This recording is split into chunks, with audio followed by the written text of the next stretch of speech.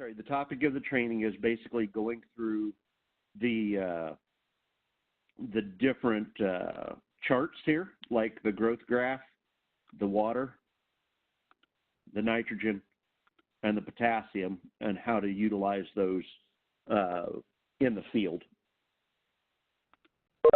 So Jon Zuk is gonna kind of take and describe some of these from an agronomic perspective, and kind of go from there. I guess I look at the chart, and I always use a slider bar, and I'll slide that across that chart and see of where my daily biomass, where those lines, the dark green line and the light green line start to separate.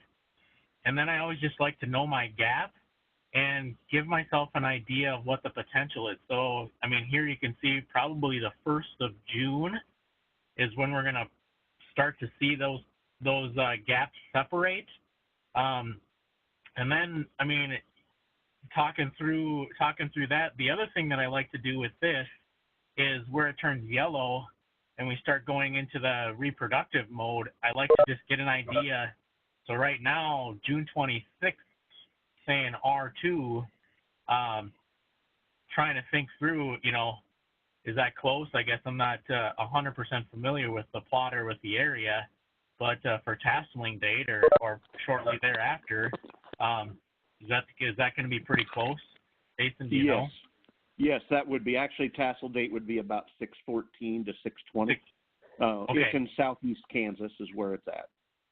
Okay. So yes. So just making sure those two dates are on target with what I'm calculating and seeing with the current stage in the field is how I'd look at the daily biomass graph. And then also charging it with, you know, you can see the nitrogen stress bar above that and the potassium stress bar. So looking at those things, you know, it looks like we're going to have some nitrogen stress is probably the biggest factor right at that V6, V7, V8 time frame. And that, to me, is probably the worst place to start to have the nitrogen stress. So this is, for me, just as a quick identifier of maybe what's going on in the field. Looks like there might be some water stress later on in the reproductive period, but for me, that's maybe too late in the season to necessarily care about it right now. But starting the first part of July, you know, then I'd start probably looking at that a little bit closer and monitoring it that way. So after I would look at this, I guess I'd go right to I'd want to see the nitrogen graph is what I would do. Okay, so yeah, you can see nitrogen graph basically, jeepers, we're already, yeah, you know, we're 10 days away from basically not having any nitrogen. A good time frame there. I mean, we're right at the V6, V5 time frame. Maybe going out and tissue sampling it here next week when it's V5 would give us a better gauge on where that nitrogen would be. And then I'd run the nitrogen simulator to give me a recommendation of side dress timing along with maybe a rate on this to try to fix that. So I'd probably do a tissue sample now just to make sure we can have a reference point next week when it's V5.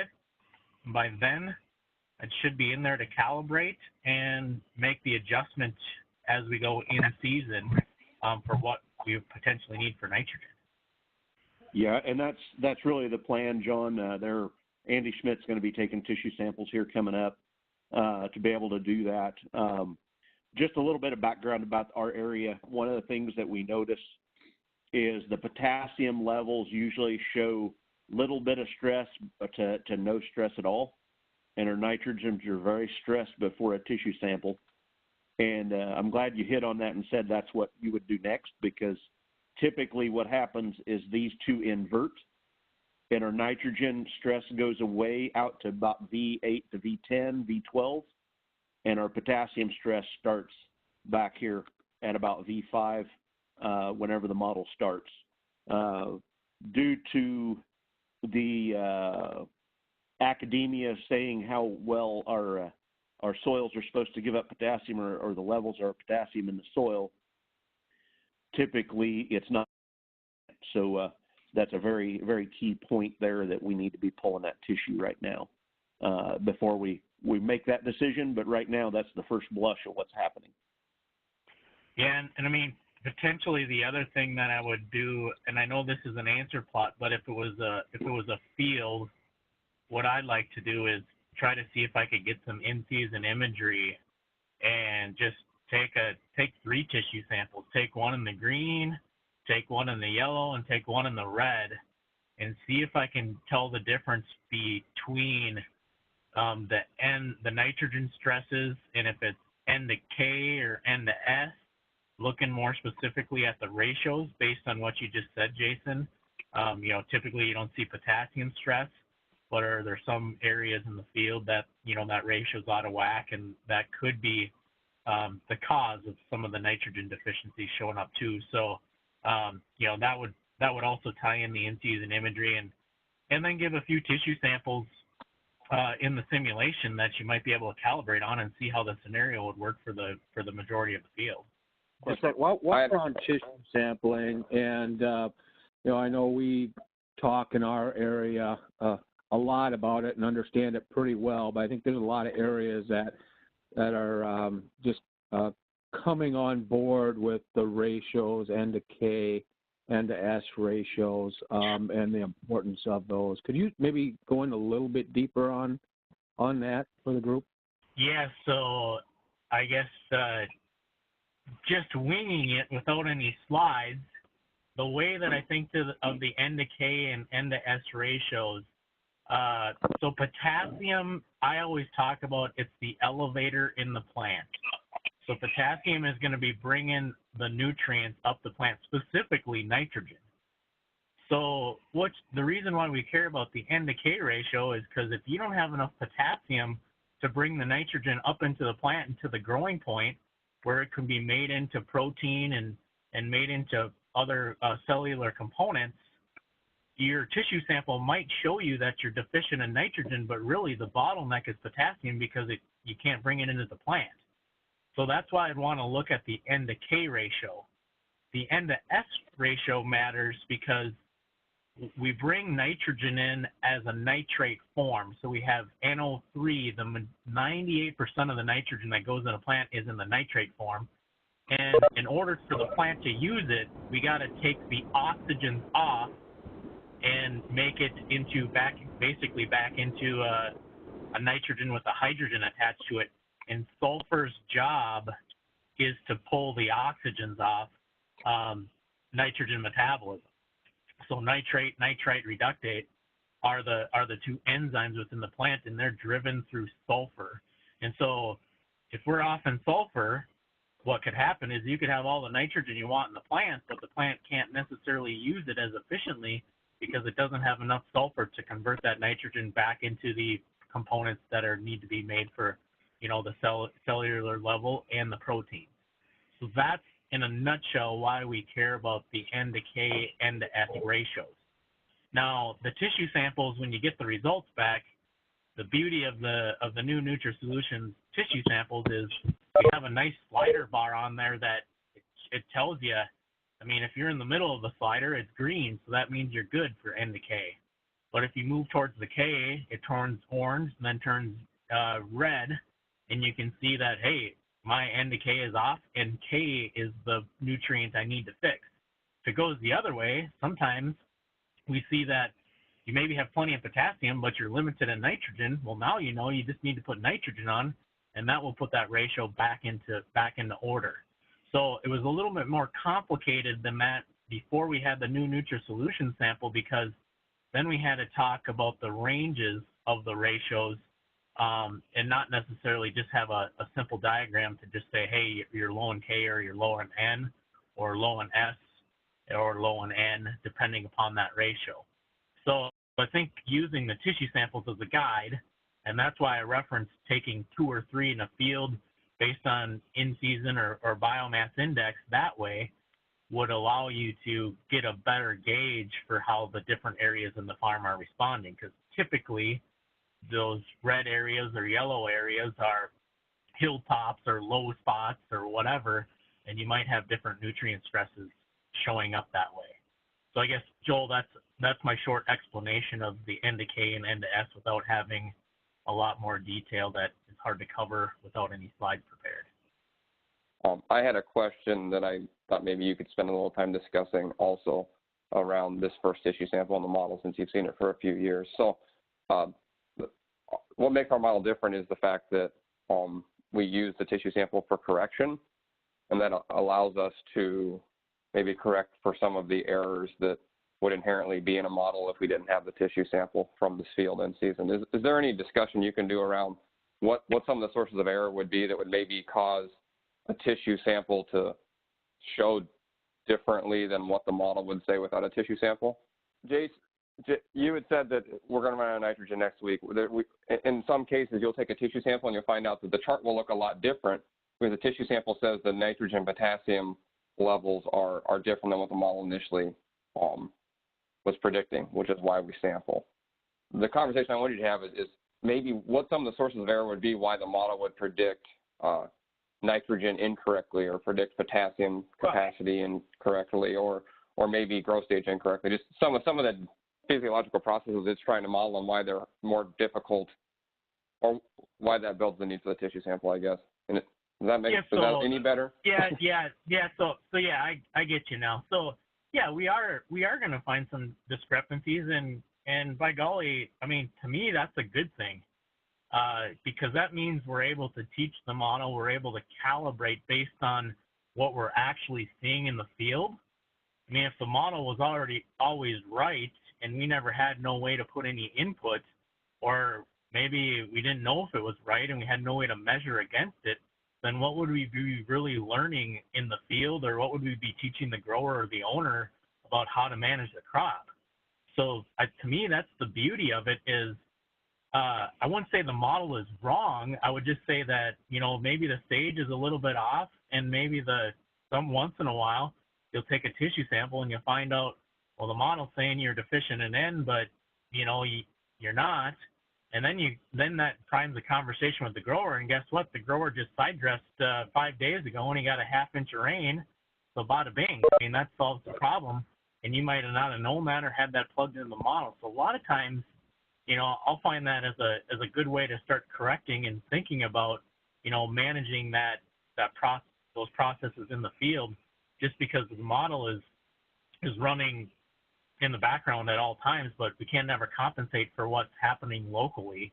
And that goes right back to, agronomy being local, and there might be short swings or just different things going on in the field, organic matter mineralization, and that's really super hard to model. All those components can compile on each other, Mother Nature, and make that model, a little bit off. But the beauty of it is we get to look back and calibrate. So I guess I wouldn't necessarily call the model wrong. It's just, hey, let's measure before we manage, and being able to measure it and then have some input is probably a great way to do it.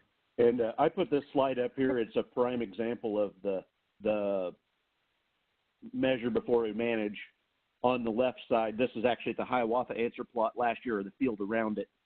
The nitrogen stress was huge in the uncalibrated side, but as you see, we pulled those tissue samples and it pulled that up.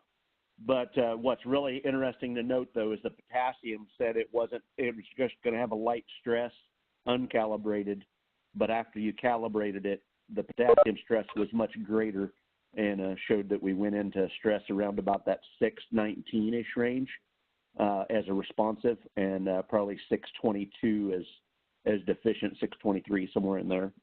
So, John, I got a question. Maybe it's a two-sided one. Going along this slide that Jason has up.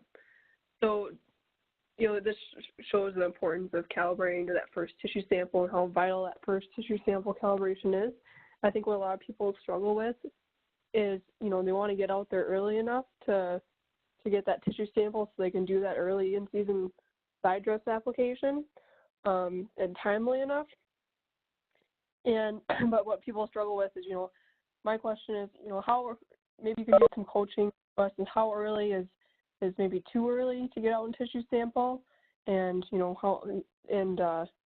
also, how can we coach our growers and our sellers to coach the growers on setting themselves up for maybe their nitrogen potassium program so that they're they're set to be so that the plant is fine until they get that first side dress application out, that they have enough nutrients there available to them. Does that make sense? Yeah, so I'm pretty sure I got the first part of your question, so I'll answer that first, and then I'll let you see if I need to go any further with the second part. So the first part is, you know, we want a tissue sample early to get into the farm and get in the field and make those adjustments. But when we go too early, what are some of the variabilities that we see with the tissue samples? And I guess my short answer to that is, yeah, that is a tough spot. The reality of it is, I just wouldn't push tissue sampling further ahead than what we already do. V5, V6, that time frame is probably the earliest that I want a tissue sample. V4 and earlier, there's so much variability in that tissue sample because, I mean, simply because we're still living off of most of the nutrients that are coming from the seed, and our nodal roots really haven't been developed yet to take over and start supplementing and gathering nutrients from the ground. So we're really not getting a great read on what that plant is seeing day to day, because the seed is definitely having a bias there in supplying the majority of the nutrition. At V5, V6, the growing point comes out of the ground. For the most part, we got 4 to 5 rings of nodal roots already developed. And now we could probably say that that plant is mostly living on its own. So we can get a really good read of how it's experiencing the nutrients in the soil and what it's bringing up into the plant on an efficiency basis. So your best tissue sample is going to be V5 and later, and you know, V5 at the earliest pushing it. And then the other thing is there's just, on a V4 corn plant, let's be realistic, there's not a lot of material there to really tissue sample if you're going to start taking a leaf. So then, you know, I think that adds some variability into it too, if you're trying to collect the whole plant, or, you know, how many leaves and how good of a job is it actually being done with that tissue sample. So I guess I don't have a great answer for the, hey, we want to get in and make the application, but we need a tissue sample to calibrate. I think the thing is what a farmer or what an owner should make as a recommendation is follow suit.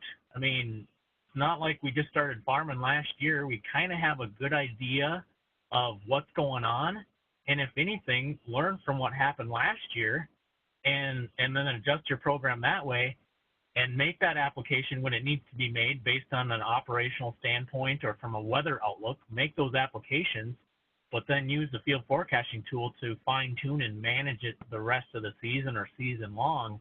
And if we're really in the process of trying to make an efficient crop, whether that's high yield efficiency or whether that's managing nutrients and being as efficient as we can for nutrients, then it's not necessarily a conversation of, oh, I already made an application, so I guess I'm going to park the sprayer or park the spreader and I'm done for the year.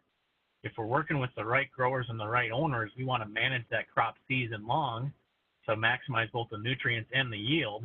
And that's where we still have to use, you know, the tissue sample and the field forecasting tool. So yes, Emily, that would be my answer to the first part of your question. Does that feed into the second part, or do you want to restate the second part and see if I can answer it again? No, that I think definitely feeds into the second part. Like you said, you just kind of follow suit.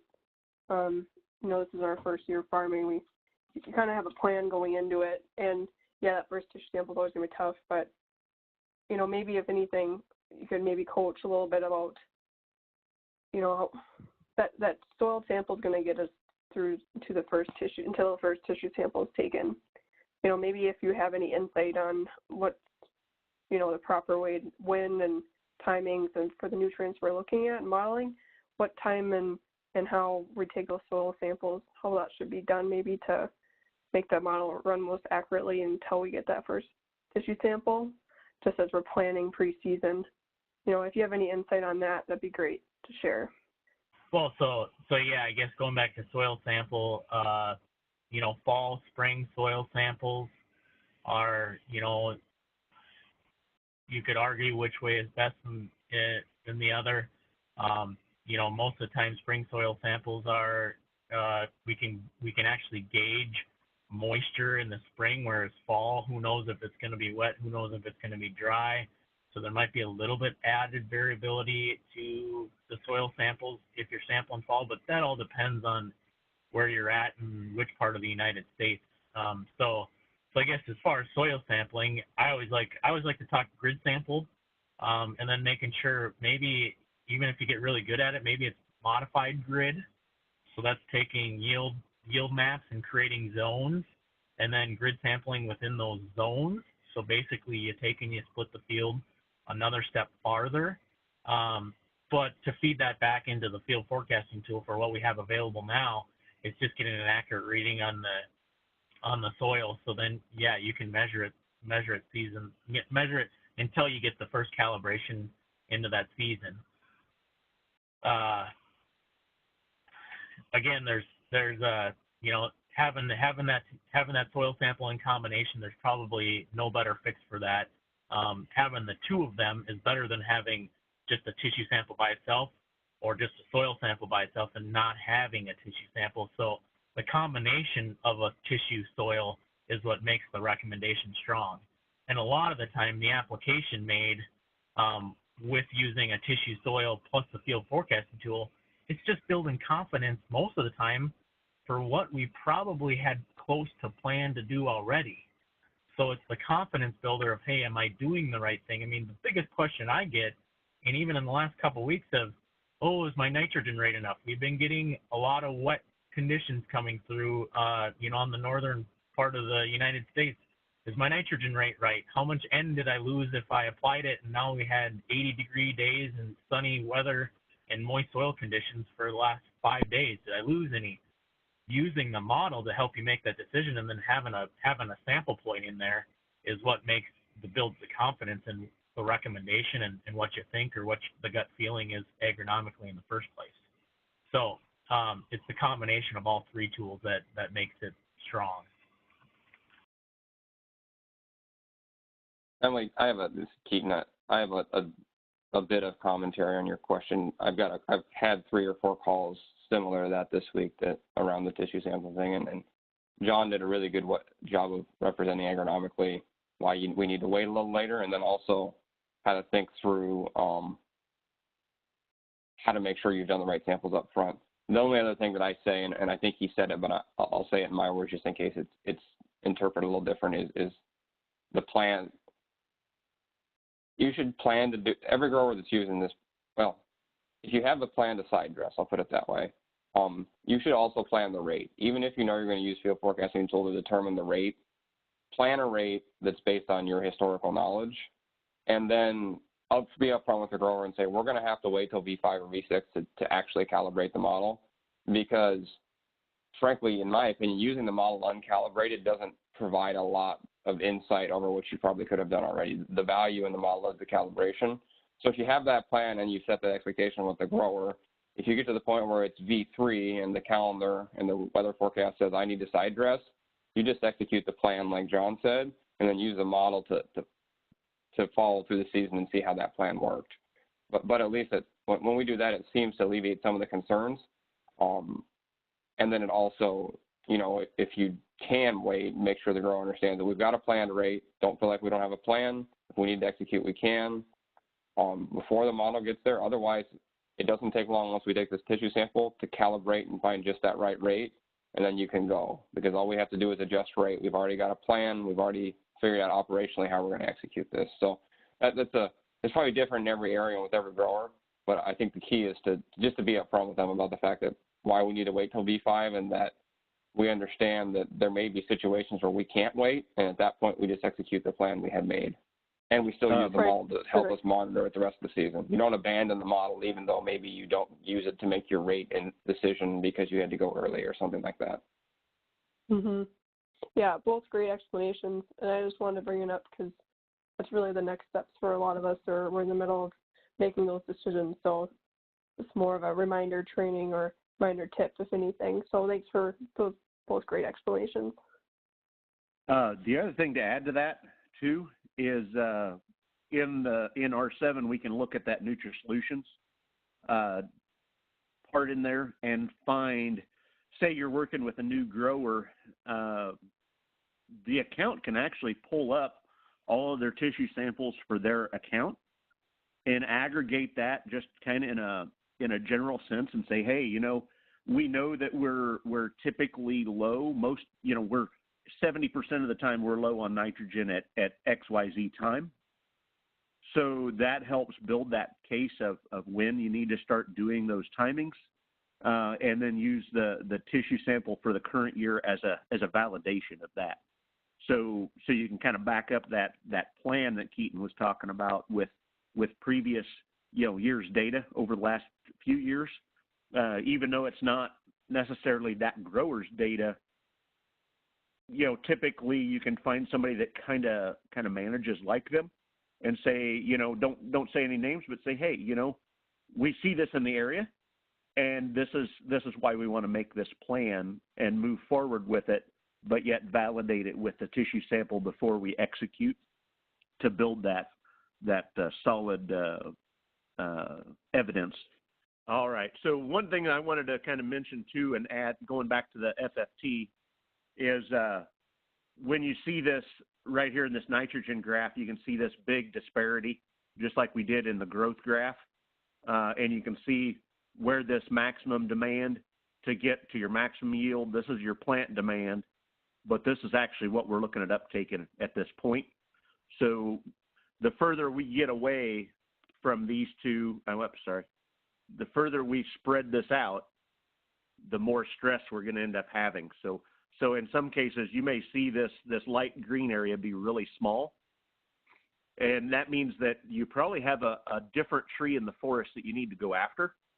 And that's I guess another thought is making sure that we're looking at all the trees in the forest, not missing one. And I've had that comment from a few different people where we're looking at nitrogen and pushing nitrogen, and they say, well, we can't get any more improvement by extra nitrogen. And the next comment I said is, well, how's your water graph look? Well, what happens is they're pushing on this and looking at this tree, but they're not seeing this tree of the forest as well, and that's where the limitation actually is. I've kind of summed that up in here, John. I did a little bit of pre-work to kind of show what I mean by that. So I ended up, just to talk about it while it's loading here, I went in and found the right rate of nitrogen that gave me the best gain. And then I put another 30 pounds on, and I saw no additional gain on the same date on a different scenario. I did not see a new gain until I added 2 inches of water late to take up that water stress. So is it the water stress? I mean, that's causing the gain, or is it you need water to move nitrogen through the soil to get it into the roots? I mean, I think it's a combination of both, and water is our limiting factor unless we're under a pivot in some circumstances. But I think we got to be cognizant of that and set expectations. If we're on a dry land acre and we're showing deficiency in nitrogen, but you look at the water chart and we're out of water, and there's nothing we can do about that. So let's make sure we're still making the right recommendation agronomically. Probably the answer to the problem is not put more nitrogen on. It's say we don't have any water, so this is why the model's showing that. So you do bring up a good point, Jason. The other thing that I think we have to be aware of with nitrogen uptake is there is a good scootch of nitrogen that's taken up during the reproductive stages in corn. But if you look at the uptake curves, the majority of it is taken up through tasseling. So I think making sure from that V8 to that VT time frame, 80% of our nitrogen, 75% of our nitrogen is being uptaken. Water is still uptaken all the way through, R3, R4, until we begin that dry down process and that maturing process. So the water uptake continues to increase all the way through tasseling, all the way through R2 until it slowly starts to decrease again. And nitrogen doesn't necessarily follow the same curve as water does. So the interesting part is the plant could be taking up a bunch of water, but it's not necessarily taking up nitrogen, or if it is taking up nitrogen, doesn't mean that you're gaining yield because of it. And I think that always relates back to RTN, response to N by hybrid, and looking at which hybrids are, more responsive to N than others. And that might be a better indicator of how readily you need to watch the nitrogen and water relationship there. Right. I got it to pull up here now, and on the left-hand side, you can see what we did. On the first one, we did 170 pounds of N on 521 for 56 bushel. The next one was 200 pounds of N at 521 for the same 56 bushel. So we gained nothing on 30 pounds of nitrogen extra. But on the third one, I put that 170 pounds on 521 and then added 2 inches of irrigation here later in the season to move the stress bar out, and I gained 5 bushel. So a lot of people are getting hung up that they can't figure out why they still have a gap there, and it wasn't a big gap between it, but they're still seeing a gap, and why can't they get that gap to go away further? Well, it's because they have, and actually potassium was a limitation in here that we could have probably adjusted as well as the water ahead of time. Hey, I've got a quick question. This is Andrew. Is there ever a point of during the season, or does the model actually look at if you've had too much water of actually going into an anaerobic state up to where your nitrogen is not available? We're running into a lot of 200 plus units of anhydrous down and V4, V5 going into deficiency. And that's where if you have in that coffee shop, coffee talk deal we did where we adjusted the clay content by 10%. It adjusted that down so much because it said that with the rainfalls we were having, it was actually ponding and or denitrifying. Well, and you can see it in the chart. If you go to the water chart and you look, there is a point where it can go above saturation, and then you'll see the model. But I'm saying, like, right now, I mean, we're just at really adequate moisture, and just showing that nitrogen falls off that quickly at V5 with 200+ units of nitrogen. Is there something I'm missing? We're just now getting some of the tissue samples back in on some of these fields, but just wanting to make sure that is looking correctly. It's really hard to interpret the model without a tissue sample to make decisions because there's, like John discussed, there's a lot of inherent sources of error in the model. So, early season, when was that nitrogen applied, Andrew? Probably 3 weeks before they planted, 2 to 3 weeks. I mean, so you had a lot. The model's probably seen a lot of water run through the profile, and it's taking a lot of that water out with it as nitrate. So what you'll see is the tissue sample allows you to correct a lot of those errors that exist in the soil process model. It helps to cover them up. It doesn't go back and fix the error that's in the soil. It just calibrates to what the plant's actually seeing. So that's actually, you'll see that the nitrogen without a tissue sample most times will drop earlier than what you would expect. And then if your tissue sample value is higher than what the model says, like the example Jason showed, it'll then correct up and continue on a better path. But that's what the tissue sample really helps solve, is cases where maybe the model didn't do a good job of predicting how nitrogen moves through the profile. We see that in Iowa, in our high organic matter soils in Northwest Iowa. One of the best case studies I've used is there's growers that will apply 100 to 120 units of nitrogen and grow 200 bushel corn on specific fields. The model uncalibrated would say they're going to grow 100 bushel corn, and then you calibrate the tissue samples, and it comes within 5 to 10% like it has historically. And what we're highlighting there is the models struggle with modeling soil mineralization because it's a really difficult thing to model. So I think it's something to watch, Andrew, for sure. that it's dropping that fast. You probably have lost some because of the thing going through, but your tissue sample will really help pull the model in to give it a source to start on. Is that, with the tissue sample, with that being said, the only other thing it kind of threw me a curveball a little bit is, anhydrous being as probably the most stable form of nitrogen we have. We went in and changed that to 32% and actually picked up like 60 bushels versus anhydrous. That just kind of threw me for another.